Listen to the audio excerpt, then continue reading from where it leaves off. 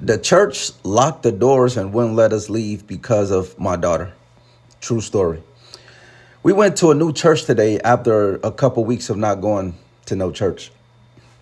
And we were just trying to start fresh, find a place to worship together as family.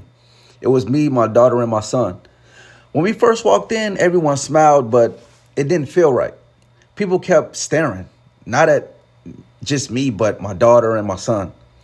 It was the kind of stare where you can feel. So we sat down, and after a few minutes, the pastor said everyone needed to stay seated until end of service.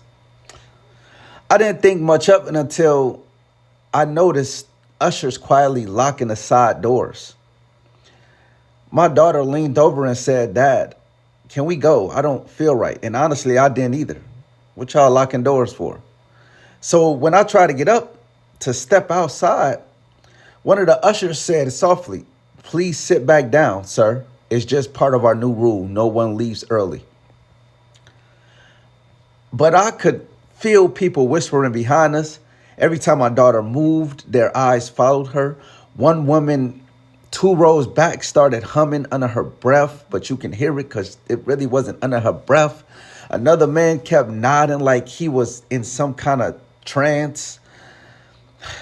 Halfway through, I leaned to my son and said, "After this song, we're going." But when I stood up again, the same usher shook his head and said, "Sir, the pastor wants you to remain seated. You were invited here for a reason." I'm like, no, you're not finna make me stay nowhere. So that's when I told him, my daughter doesn't feel safe. We're leaving. He hesitated, looked at the pastor, and the pastor slowly nodded. Only then did they unlock the door.